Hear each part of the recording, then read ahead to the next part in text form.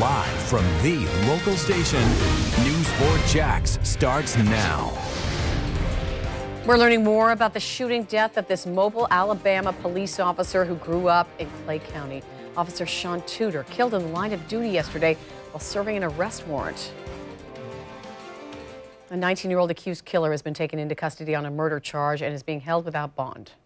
We're hearing from family and friends of Officer Tudor, who describe him as both a hero and a patriot. He was 30 years old, a Clay County native and a former Palatka police officer. In July of 2017, he was Officer of the Year in Mobile. That is where a procession was held just an hour ago. This is new video into our newsroom. You can see the motorcycle officers. The officer's body was being taken from the medical examiner's office to a funeral home. News 4 Jax reporter Scott Johnson is joining us live from Fleming Island High School, where Tudor was a student. Scott. Tom, after graduating here from Fleming Island High, he went on to serve in the military. Down south as a police officer in Palatka, then out to Alabama. The community tonight still knows him well, and they are in mourning. The death of Sergeant Sean Tudor, only 30 years old, has hit this Clay County community hard, particularly the law enforcement community. Sean was a personal friend of mine that I met through other friends that I went through the police academy with, and just an absolute stand-up guy, very well-liked throughout the community, and just words can hardly describe how great of a guy he was. Clay County Sheriff Sergeant Zach Cox was friends with Officer Tudor for about 5 years. He had to pull over Sunday when someone from Clay's dispatch called him with the news. A dispatcher in our communication center called me personally and let me know. And that must have been tough when you got that call. Yes, it was very tough. As I said, I was driving home from dinner from St. Augustine and had to put my truck in park for a minute and take a couple deep breaths. And of course, I started making phone calls because I wasn't sure if it was announced yet. Officer Tudor's family lives in Fleming Island in Middleburg. They've packed and left for Alabama, where there have already been processions. They gave me this handwritten statement that says, Sean loved his family and this country. He is our hero and a patriot. The suspect in this case, 19-year-old Marco Perez, is in custody in Alabama. Investigators there said he had multiple warrants in the state of Alabama as well as federal warrants. We are live in Fleming Island. Scott Johnson, Channel 4, the local station.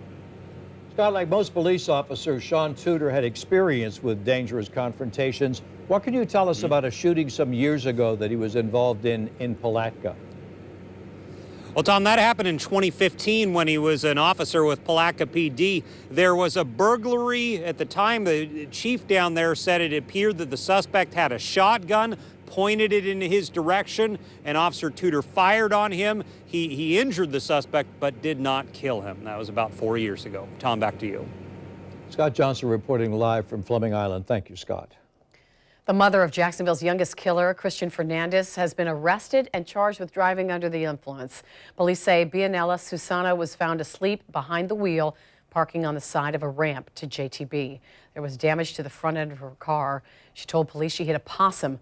Police say they smelled alcohol on her breath and she was unsteady on her feet. Her son, Christian Fernandez, was 12 years old when he killed his 2-year-old half-brother. He served time in juvenile custody and was released last year on his 19th birthday. A train derailment that happened in seconds could take days to clear up. It happened last night on Main Street North and Bush Drive on the north side. Crews have been working nonstop. And here's new drone video of the scene taken by fire rescue. The hazmat team has been on standby because 2 of the cars are filled with ethanol. News 4 Jax reporter Janice Harris joins us live from the scene. And Janice, you've been there all day. Has any progress been made? There's been a lot of progress, Mary, and actually an update I just received from JFRD right now telling me that they are now pumping the ethanol out of one of those cars, but they will wait until tomorrow to do it for the second one. Also, they're expected to wrap up that part of this phase in the next couple of hours, but it will pick right back up in the morning during what they call safe light.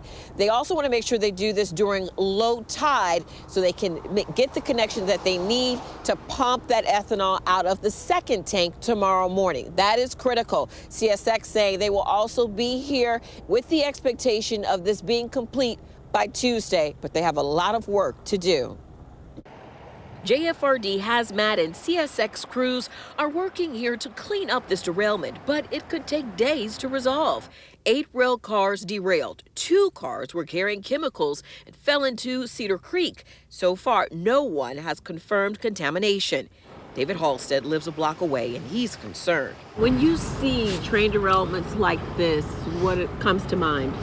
Well, it's worrisome that you see there's like 2.5 cars in the river, and it's deep enough where they're almost all the way submerged, and you wonder what's in them. CSX confirmed the 2 rail cars have ethanol inside, making the process of recovering the rail cars more difficult.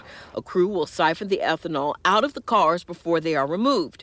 We captured a crew on boat taking tubes by water to assist in the recovery. Randy Wise, Jacksonville Association of Firefighters president, explains what makes this recovery so challenging. When you get into water, it obviously becomes a lot more taxing on the firefighters. It's a meticulous process. Obviously, when moving tankers like that, if they have any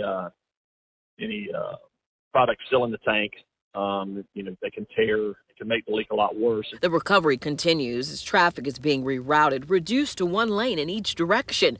Halstead hopes the view near this creek will go back to normal soon. We don't want our river getting messed up. A lot of my friends fish on this river. I fish on this river at times.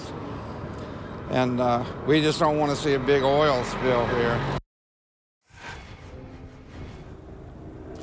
And again, so far, there has not been any reports of any leaks, nor have there been any reports of any injuries. We wanted to check CSX's record with regard to derailments throughout the United States. We were able to find at least 11 that happened in various states in 2018. Again, they will pick back up with traffic being narrowed down to 1 lane per each direction tomorrow morning. So you may want to prepare for delays. Live on the north side, Janice Harris, Channel 4, the local station. Thank you, Janice. An 84-year-old Jacksonville man kidnapped from his home and carjacked by an accused armed robber has been laid to rest. A funeral for Lewis Reese was held this afternoon at Oak Harbor Baptist Church, including military honors from the Navy. Reese, a Navy veteran, died earlier this month from injuries he suffered when the suspect who police were chasing crashed the elderly man's SUV with him in it. Oak Harbor's pastor says Reese attended the church 48 years and was a deacon. The accused kidnapper and robber is in the Duval County Jail. A sheriff's office show and tell: fentanyl, heroin, crack, 4 handguns, and more than $1,600 in cash, all seized in a local drug bust. Police also made 2 arrests. Few other details have been made available other than the raid was in Zone 3, which covers San Marco, Mandarin, and part of the South Side. Covering St. Johns County now, deputies are searching for a missing man who was last seen walking on Satsuma Road in Fruit Cove Friday morning.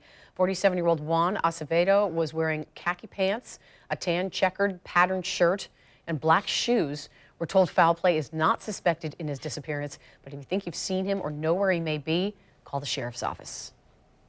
They were watching the moon when they should have been watching the water. Some sky gazers at Ponte Vedra Beach were watching the rare lunar eclipse last night when, look at this.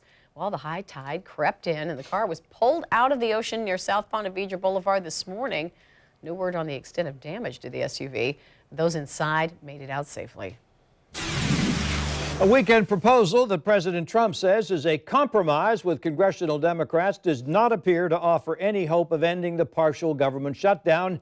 It is now in day 31. The president offered to temporarily extend protections for young immigrants brought to our country illegally as children and for those fleeing disaster zones. His deal would be in exchange for $5.7 billion for the border wall he wants to build. Democrats have not changed their initial reaction to the offer, which was outright rejection. The increasingly crowded Democratic field for the election 2020 presidential race grew by 1 today. California Senator Kamala Harris has announced her candidacy. Harris is a first-term senator and former California Attorney General, known for her rigorous questioning of the president's judicial nominees. So far, she is relatively unknown nationally. A CNN survey last September found 51% of registered voters had never heard of her. Well, now that the old City Hall is no more, many are asking, what's next for the space where it stood? Right now, that's a question without an answer.